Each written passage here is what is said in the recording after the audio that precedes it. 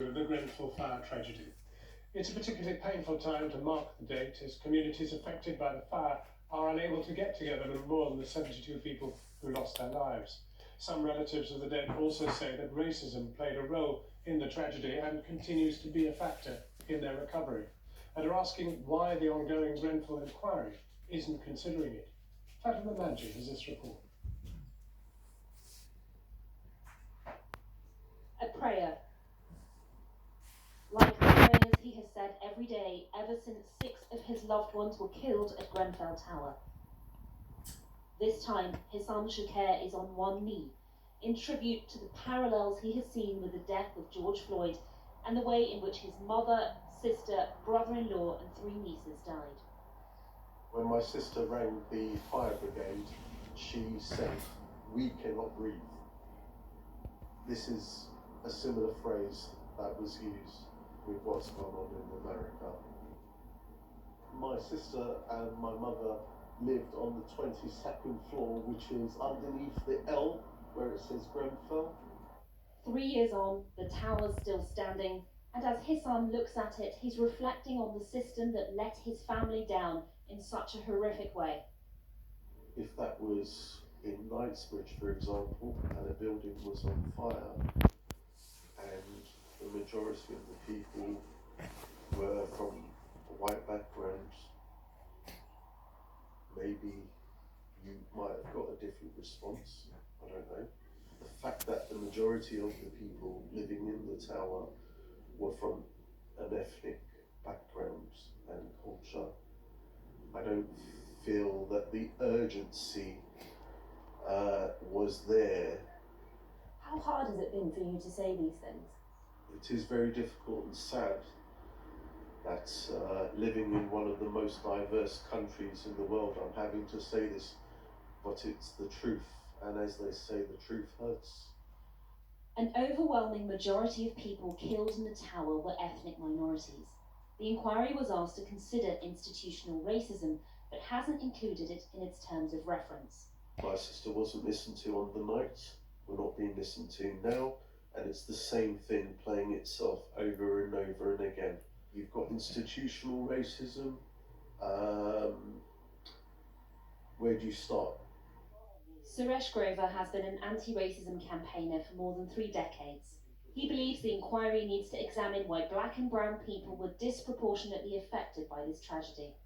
The government never recognized or never admitted that the reason why these families were in this tower were because of their social background and class and their ethnic origin and their race. I think it's a very important factor, and I think it's been dismissed.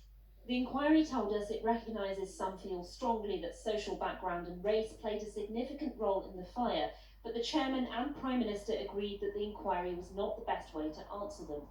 The London Fire Brigade says all those who responded on the night were committed to rescuing as many people as possible and that it's dedicated to fighting racism. Hamid Khani lived on the 18th floor.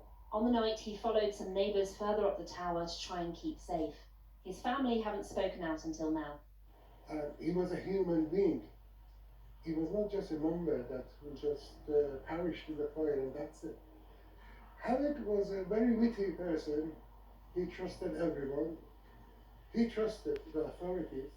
He trusted that he would be safe. Masood is also hurt that one of the very authorities who may face criminal charges in relation to Grenfell, the Royal Borough of Kensington and Chelsea, is managing the victims. The Independent Task Force on Grenfell Recovery has also raised concerns about RBKC's ability to run the recovery.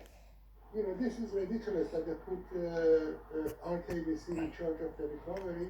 Those people who have lost their loved ones, they are, in my opinion, they're an important part of this equation, and the system has sidelined them.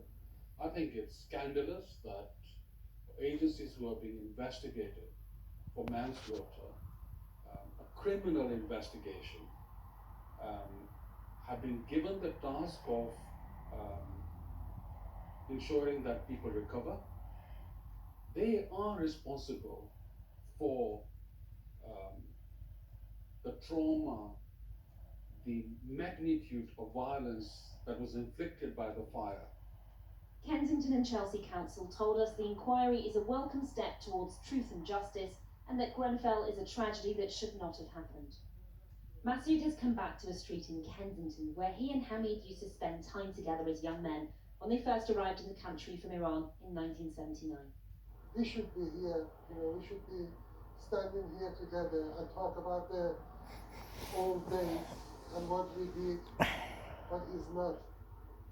And it makes me more determined to seek justice for him.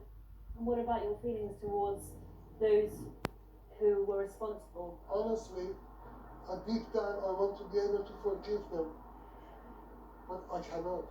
I just simply cannot forgive them. My mum was